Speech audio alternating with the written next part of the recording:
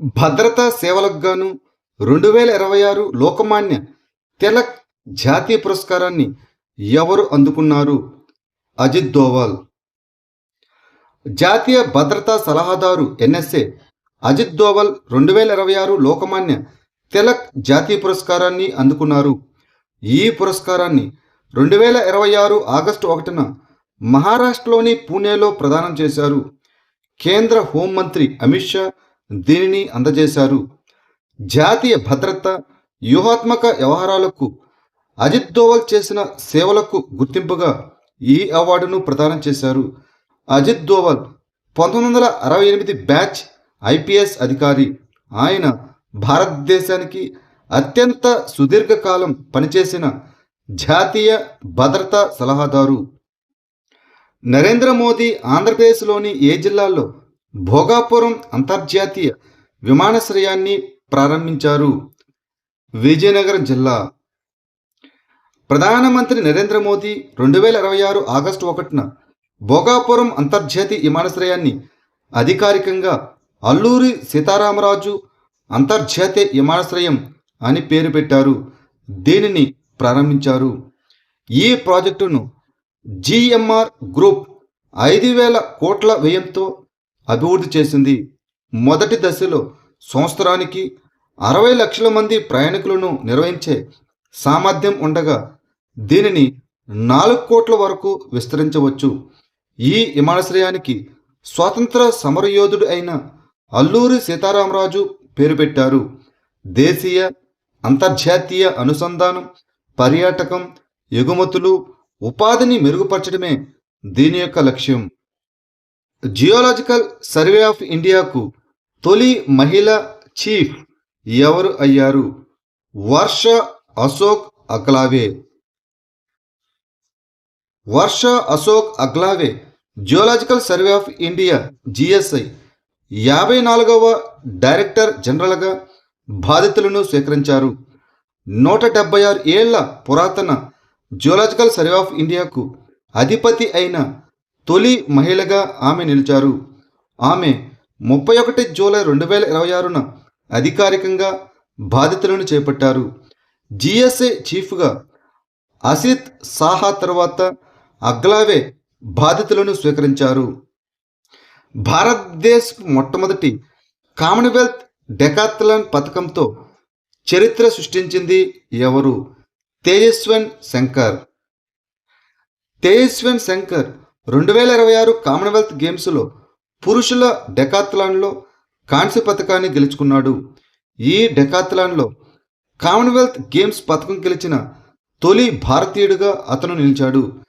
10 విభాగాల ఈ ఈవెంట్లో అతను 7,976 పాయింట్లను సాధించాడు. లిండన్ విక్టర్ గ్రెనెడా స్వర్ణ పథకాన్ని గెలుచుకోగా డామియన్ వార్నర్ కెనడా రజత పథకాన్ని సాధించారు. 2022లో హైజంపులో కాంస్యం పథకాన్ని గెలుచుకున్న తర్వాత తేజస్వికు ఇది 2వ కామన్వెల్త్ గేమ్స్ పథకం. 2 వేరువేరు అథ్లెటిక్స్ విభాగాల్లో కామన్వెల్త్ పథకాలు గెలుచుకున్న తొలి భారతీయుడిగా అతను నిలిచాడు. పశ్చిమ కనుమల్లో ప్రతిపాదిత పర్యావరణ సున్నిత ప్రాంతం ఈఎస్ఎల్లో ఏ రాష్ట్రానికి అతిపెద్ద వాటా ఉంది? కర్ణాటక. పర్యావరణ, అటవీ మరియు వాతావరణ మార్పుల మంత్రిత్వ శాఖ పశ్చిమ కనుమల పర్యావరణ సున్నిత ప్రాంతం కోసం ముసాయిదా నోటిఫికేషన్ను తిరిగి జారీ చేసింది. ప్రతిపాదిత ఈఎస్ఏ 6 రాష్ట్రాల్లో 56,825.7 చదరపు కిలోమీటర్లు విస్తీర్ణంలో విస్తరించి ఉంది. కర్ణాటకలో అతిపెద్ద ప్రతిపాదిత ఈఎస్ఏ ప్రాంతం అనగా 20,668 చదరపు కిలోమీటర్లు ఉంది. దాని తర్వాత మహారాష్ట్ర, కేరళ, తమిళనాడు, గోవా మరియు గుజరాత్ రాష్ట్రాలు ఉన్నాయి. మహానది జల వివాదం ప్రధానంగా 7 రాష్ట్రాల మధ్య ఉంది: ఛత్తీస్గఢ్ మరియు ఒడిశా. మహానది జల వివాదాన్ని సామరస్యపూర్వకంగా పరిష్కరించేందుకు ఒడిశా మరియు ఛత్తీస్గఢ్ల మధ్య చర్చలకు కేంద్ర ప్రభుత్వం మధ్యవర్తిత్వం వహించింది. మహానది తూర్పు వైపు ప్రవహించే ఒక ప్రధాన ద్వీపకల్ప నది. ఇది ఛత్తీస్గఢ్లోని దమతరి జిల్లాలో ఉన్న సిహ్వా పర్వత శ్రేణిలో ఉద్భవిస్తుంది. ఈ నది ఛత్తీస్గఢ్ మరియు ఒడిశా రాష్ట్రాల గుండా ప్రవహిస్తుంది. పారాద్వీప్ సమీపంలో బంగాళాఖాతంలో కలుస్తుంది. దీని ప్రధాన ఉపనదుల్లో సియోనాథ్, హస్డియో, ఇబ్బు, ఓంగు, మ్యాండు, టెల్ మరియు జోంగ్ నదులు ఉన్నాయి. న్యాయం లేకుండా పరివర్తన సాధ్యం కాదు. ప్రజలు మరియు గ్రహం కోసం పర్యావరణ చట్ట పాలనను బలోపేతం చేయడం అనే నివేదికను ఏ సంస్థ విడుదల చేసింది? ఐక్యరాజ్యసమితి పర్యావరణ కార్యక్రమం UNEP, United Nations environment programme. UNEP న్యాయం లేకుండా పరివర్తన సాధ్యం కాదు, ప్రజలు మరియు గ్రహం కోసం పర్యావరణ చట్టపాలనను బలోపేతం చేయడం అనే శీర్షికతో ఒక నివేదికను విడుదల చేసింది. న్యాయమైన పరివర్తనను సాధించడానికి పర్యావరణ చట్టపాలన, పౌర భాగస్వామ్యం, న్యాయం మరియు ఆర్థికం కీలక స్తంభాలని ఈ నివేదిక హైలైట్ చేస్తుంది. పిఎం కిసాన్ పథకం యొక్క ప్రాథమిక లక్ష్యం ఏమిటి? అర్హులైన భూమి కలిగిన రైతు కుటుంబాలకు ఆదాయ మద్దతును అందించడం. ప్రధానమంత్రి కిసాన్ సమ్మాన్ నిధి అనగా పిఎం కిసాన్ పథకాన్ని 2026-27 నుంచి 2030-31 వరకు కొనసాగించడానికి కేంద్ర మంత్రివర్గం ఆమోదం తెలిపింది. ఈ పథకానికి 3.15 లక్షల కోట్ల ఆర్థిక కేటాయింపులతో ఆమోదం లభించింది. అర్హులైన భూమి ఉన్న రైతు కుటుంబాలకు ఆదాయ మద్దతు అందించడానికి పిఎం కిసాన్ పథకాన్ని ఫిబ్రవరి 2019లో ప్రారంభించారు. ఈ పథకం కింద అర్హులైన రైతులకు డైరెక్ట్ బెనిఫిట్ ట్రాన్స్ఫర్ ద్వారా ఏటా 6,000 రూపాయల 3 సమాన వాయిదాల్లో అందుతాయి. ఇటీవల వార్తలో కనిపించిన షెట్-A2ను ప్రధానంగా ఏ వ్యాధి చికిత్స కోసం అభివృద్ధి చేస్తున్నారు? హెచ్పివి వల్ల కలిగే గర్భాశయ ముఖద్వార క్యాన్సర్ కోసం. షెట్-A2 అనేది హెచ్పివి సంక్రమణ గర్భాశయ ముఖద్వార క్యాన్సర్గా మారకుండా నిరోధించడానికి అభివృద్ధి చేయబడిన ఒక చిన్న అణువుల నోటి ద్వారా తీసుకునే చికిత్స.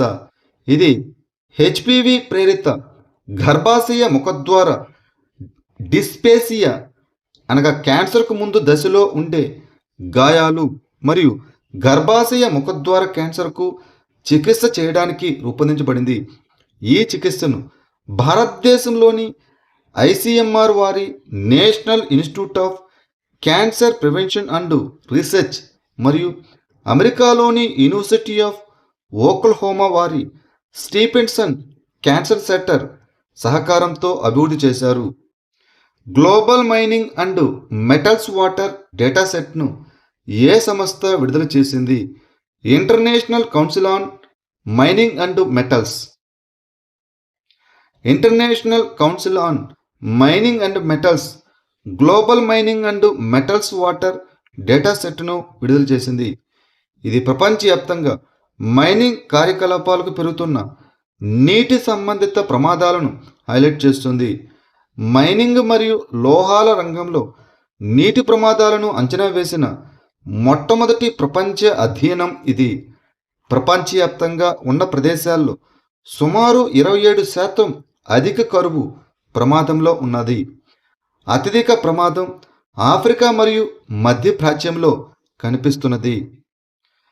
Tigers outside tiger reserves TOTR అనే కార్యక్రమాన్ని ఏ సంస్థ ప్రారంభించింది? పర్యావరణ, అటవీ మరియు వాతావరణ మార్పుల మంత్రిత్వ శాఖ, the ministry of environment, forest and climate change. Project tiger ఇది 1973లో ప్రారంభించబడింది. ఇది ప్రపంచంలోనే 70% పైగా వన్య పులులకు భారతదేశ నిలయంగా మార్చింది. భారతదేశ పులి సంరక్షణ కేంద్రాల నెట్వర్క్ 9 కేంద్రాల నుంచి 58 కేంద్రాలకు విస్తరించింది. దీనిని పరిష్కరించడానికి పర్యావరణ, అటవీ మరియు వాతావరణ మార్పుల మంత్రిత్వ శాఖ tigers outside tiger reserves అనే కార్యక్రమాన్ని ప్రారంభించింది. ఈ టీఓటీఆర్ యొక్క లక్ష్యం మానవ జీవితాలను మరియు జీవనోపాధిని కాపాడుతూనే శాస్త్రీయ భూభాగ ఆధారిత విధానం ద్వారా ఉమ్మడి భూభాగాల్లో పులులను సంరక్షించడం. ఇటీవల యునెస్కో ప్రపంచ వారసత్వ జాబితాలో మరియు ప్రమాదంలో ఉన్న ప్రపంచ వారసత్వ ప్రదేశాల జాబితాలో చేర్చబడిన మౌంట్ ఎమెల్ కోటలు ఏ దేశంలో ఉన్నాయి? లెబనాన్. యునెస్కో వెస్ట్ బ్యాంకులోని సెబాస్టియాను మరియు బ్యూఫోర్ట్ కోటతో సహా లెబనాన్లోని మౌంట్ ఎమెల్ ప్రాంతంలోని 5 కోటలను ప్రపంచ వారసత్వ జాబితా మరియు ప్రమాదంలో ఉన్న ప్రపంచ వారసత్వ ప్రదేశాల జాబితా రెండింటిలోనూ చేర్చింది. వెస్ట్ బ్యాంకులోని నబ్లస్ సమీపంలో ఉన్న సెబాస్టియా బైబిల్ కాలపు ఇజ్రాయెల్ రాజ్యానికి రాజధాని అయిన సమారియా అనే ప్రాచీన నగరం. భారత్ పునరుత్పాదక ఇంధన సదస్సు అండ్ ఎక్స్పో 2026కు ఆతిథ్యం ఇచ్చే నగరం ఏది? న్యూఢిల్లీ. భారత్ పునరుత్పాదక ఇంధన సదస్సు అండ్ ఎక్స్పో 2026 నవంబర్ 2 నుంచి 5 వరకు న్యూఢిల్లీలోని భారత మండపంలో జరగనుంది. భారతదేశం త్వరలో 300 గిగావాట్ల స్థాపిత శిలాజేతర ఇంధన సామర్థ్యాన్ని దాటుతుందని అంచనా. పిఎం సూర్యఘర్ ముఫ్త్ బిజులు యోజన కింద త్వరలో 50 లక్షల లబ్ధిదారుల కుటుంబాలు చేరుతాయని అంచనా. కర్టన్ రైజర్ సందర్భంగా ఈ BRESC 2026 కోసం ఊర్జా చక్ర లోగో, అధికారిక డిజిటల్ పోర్టల్ మరియు మొబైల్ యాప్ ప్రారంభించబడ్డాయి. రికార్డు స్థాయిలో బరువు ఎత్తి కామన్వెల్త్ గేమ్స్ 2026లో భారతదేశానికి తొలి స్వర్ణ పతకాన్ని ఎవరు గెలుచుకున్నారు? మీరాబాయ్ చాను. సైకో మీరాబాయ్ చాను గ్లాస్గోలో జరిగిన 2026 కామన్వెల్త్ గేమ్స్లో 190 కిలోల రికార్డు స్థాయి బరువుని ఎత్తి మహిళల 48 కేజీల వెయిట్ లిఫ్టింగ్ టైటిల్ను కైవసం చేసుకొని భారతదేశానికి తొలి స్వర్ణ పతకాన్ని అందించారు. 2018 మరియు 2022లో సాధించిన విజయాల తర్వాత ఇది ఆమెకు వరుసగా 3వ కామన్వెల్త్ గేమ్స్ స్వర్ణ పతకం. రాజస్థాన్కు చెందిన ముఖ్యమంత్రి ఆయుష్మాన్ ఆరోగ్య యోజనని ముందుగా ఏ పేరుతో పిలిచేవారు? ముఖ్యమంత్రి చిరంజీవి స్వాస్థ్య బీమా యోజన. ఇటీవల రాజస్థాన్ ప్రభుత్వం ముఖ్యమంత్రి ఆయుష్మాన్ ఆరోగ్య యోజన యొక్క అవుట్బౌండ్ ఇంటర్స్టేట్ పోర్టబిలిటీని విస్తరించింది. ఈ విస్తరణ ద్వారా లబ్ధిదారులు రాజస్థాన్ వెలుపల ఉన్న ఎంపాండల్డ్ ఆసుపత్రుల్లో 25 లక్షల వరకు నగదు రహిత చికిత్సను పొందవచ్చు. 30,000 మందికి పైగా రోగులు లబ్ధి పొందగా ప్రత్యేక చికిత్స కోసం 17 కోట్ల విలువైన 5,900కు పైగా క్లెయిమ్లు ప్రాసెస్ చేయబడ్డాయి. రాజస్థాన్ ప్రభుత్వం గతంలో ముఖ్యమంత్రి చిరంజీవి స్వాస్థ్య బీమా యోజనగా పేరుతో పిలిచేవారు.